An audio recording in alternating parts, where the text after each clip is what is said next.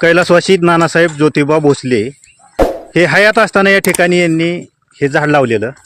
तर त्यांचे या ठिकाणी चिरंजीव आहेत आणि आज या स्मशानभूमीमध्ये साफसफाईचं काम चालू आहे. तर त्यांचे चिरंजीव आहेत, थोडक्यात आपण त्यांची बाईट घेऊया. नमस्कार. नमस्कार. नाव सांगा. मी अतुल नाना भोसले. माझ्या वडील वारून आता 2 महिने झाले. वारायच्या त्यांच्या एक आठवड्या आधीच त्यांना वाटत होतं की स्मशानभूमीमध्ये वडाची झाडं असली तर कावळे येतील, पक्षी येतील.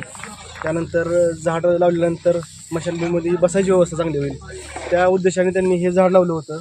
पण आज ते ह्या जगात नाही आहेत. पण आमचं विषय असा आहे की हे झाड जगलं पाहिजे. ह्या झाडाशी आमचं आता भावनिक नातं झालं आहे. आम्ही ह्या झाडाला आमचं वडील म्हणूनच आता पाणी घालतो ह्या झाडाला.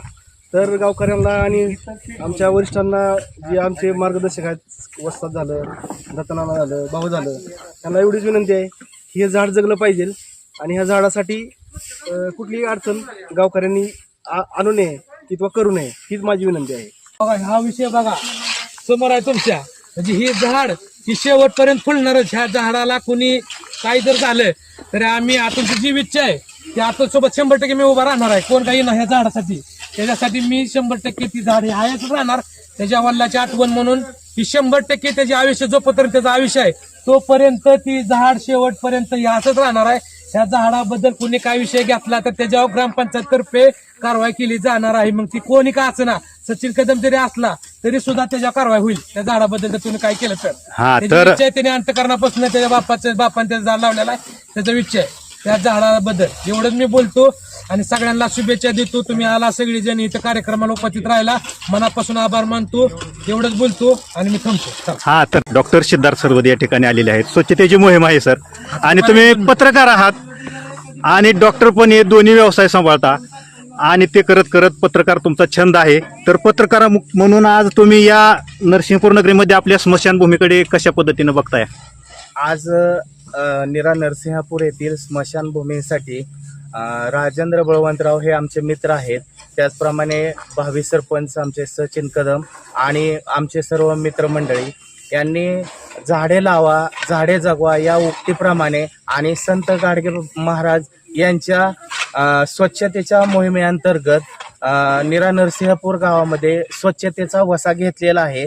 त्याचप्रमाणे आमचे नानासाहेब ज्योतिबा भोसले हे एक थोर समाजसेवक होते आणि त्यांच्या प्रित्यर्थ त्यांचे चिरंजीव यांनी इथं वडाचं मोठं झाड लावलेलं आहे आणि ते झाड जगवण्याचा प्रयत्न आम्ही करू.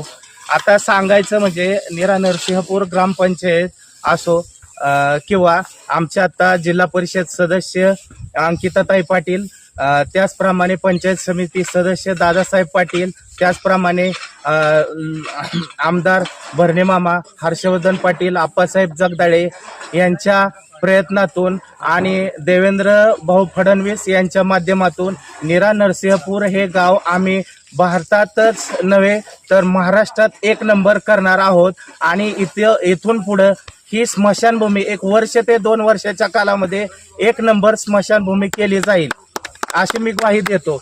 नीरा नरसिंहपूर येथील आमचे सर्व मित्रमंडळी, ग्रामस्थ आणि नेते मंडळी यांच्या प्रयत्नातून आणि यांना घेऊन आम्ही सक्षम असं नीरा नरसिंहपूर गाव करू.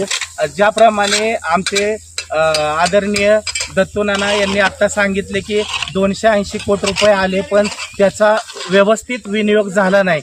गटर लाईन व्यवस्थित झालेलं नाही, लाईटचे MSCBचा प्रॉब्लेम व्यवस्थित झालेला नाही, जे पाणी पुरवठा उजनीवरून यायचा ते व्यवस्थित झालेलं नाही, काही कामं अर्धवट राहिली. ह्याच्यामध्ये खूप मोठा भ्रष्टाचार झालेला आहे.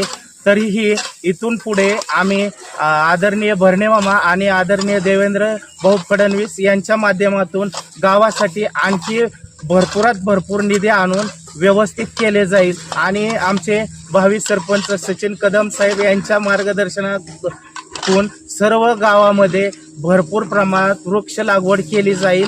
ड्रेनेज लाईनचं व्यवस्थित केलं जाईल, मुताऱ्या केल्या जातील, वॉश बेसिन केले जातील. आम्ही हा प्रोजेक्ट एवढा छान करू आणि तालुक्यातच नाही तर जिल्ह्यात आणि महाराष्ट्रामध्ये नीरा नरसिंहपूर हे गाव स्वच्छतेच्या बाबतीत 1 नंबर करून दाखवण्याची मी ग्वाही देतो. तर या ठिकाणी सर्वात शेवटी कदम साहेब तुमच्याकडे येतो. तर तुमची प्रतिक्रिया एकंदरीत डॉक्टर साहेबांनी आता विषय घेतला तर एकंदरीत तुम्हाला काय याच्यावर काय बोलायचं? डॉक्टर साहेबांनी जी गावात म्हणजे जी सत्य आहे ती डॉक्टर साहेब बोलले ते जी दिसतंय त्यांना ती त्यांनी बोलले ते की गावातल्या सरपंचाने असलेले मेंबर लोक असलेली यांनी आज जी दिसतोय आज विचार करायला नागरिकांनी हातात कार्यक्रम घेतला. सरपंच इथं आले का बघा कोण, त्यांचं काम होतं यायचं इथं. आणि मी एवढंच गोष्ट घेतो आज कार्यक्रम जे आम्ही हाती घेतलाय का हा कार्यक्रम आम्ही 100% चालू ठेवणार आहे.